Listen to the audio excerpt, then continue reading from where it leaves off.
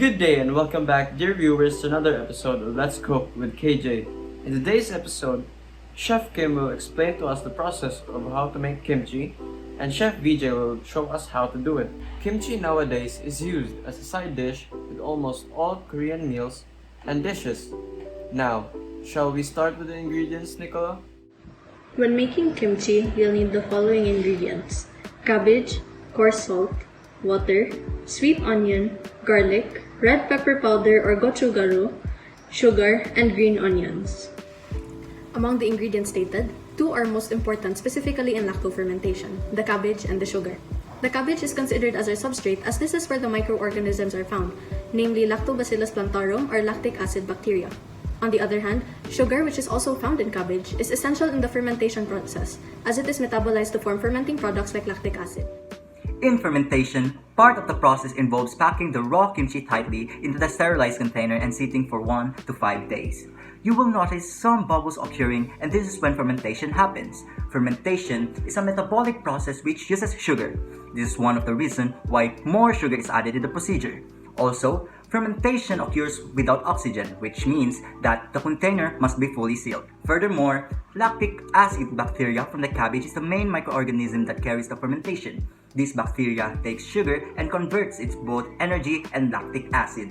This acid is used for two things. First, it kills the harmful bacteria, and second, it makes kimchi sour. So the first thing we need to do is to rinse the jar, to be used truly with warm soapy water. After, place the jar into the deep pot, add enough water, and cover the pot. Boil for 10 minutes, then drain the jar. In this sterilization process, there is a chemical-to-chemical type of energy transformation, as well as exergonic type of reaction. Then, prepare all ingredients and utensils to be used and wash them properly. Second, we get cabbage and cut it into quarters. After, remove the core from each, then cut per quarter into 2-inch pieces. After cutting the cabbage into pieces, put it in the large mixing bowl. In another container, combine the coarse salt and water and stir until the solute has completely dissolved. Then pour the solution over the cabbage and mix with your hands to combine.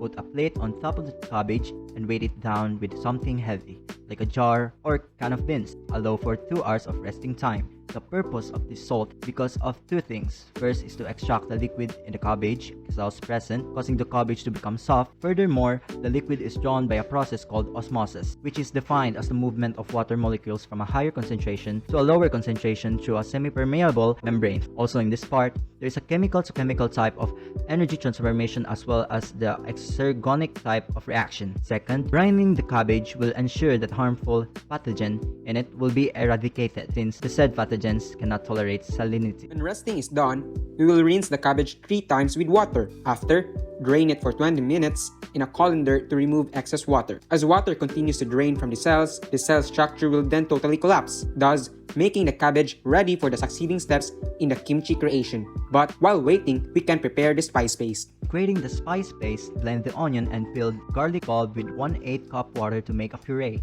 Pour into a medium bowl, then mix with 1/4 cup red pepper powder, sugar, and 4 sliced medium green onions.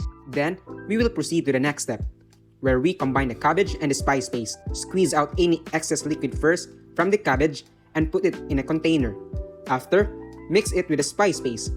Mix thoroughly by gently massaging the paste into the cabbage with your hands until it is well coated. In the sixth step, pack the kimchi tightly into the container to reduce air exposure and promote brine production.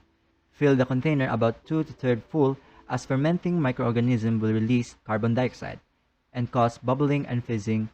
Close the lid tightly. Let the kimchi sit at a relative room temperature for 1 to 5 days to ferment.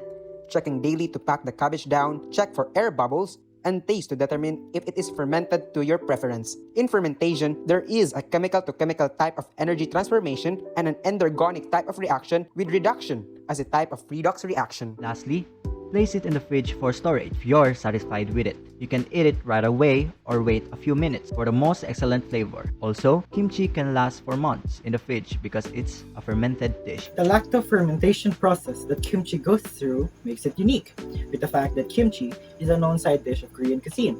It also offers many health benefits due to the said fermentation. First, it contains probiotics. Fermentation creates a setting that allows other beneficial bacteria, specifically probiotics, to thrive and multiply. Moreover, Bell et al. Of 2018 claimed probiotics are better for people, especially when consumed in large amounts. Second, may strengthen your immune system. The lactobacillus bacteria found in kimchi may help to enhance your immune system. Chilton et al. Of 2015 did test tube research, isolating Lactobacillus plantarum from kimchi and established that this bacteria possesses immune-enhancing properties. Though human research is lacking, still this research are promising. Third, may reduce inflammation. Inflammation may be aided by probiotics and active chemicals found in kimchi. A test tube study by Jong et al. Of 2015 confirmed that HDMPPA exhibits anti-inflammatory properties by inhibiting and suppressing the release of inflammatory compounds. Last but not the least, increase in nutritional value due to the vitamins secreted by the microorganisms and improved digestion and absorption due to action of microorganisms on oligosaccharides and dietary fibers. Wow! I didn't know that was how you make kimchi, and I definitely didn't know that it could be that beneficial. Kimchi is really a fascinating side dish.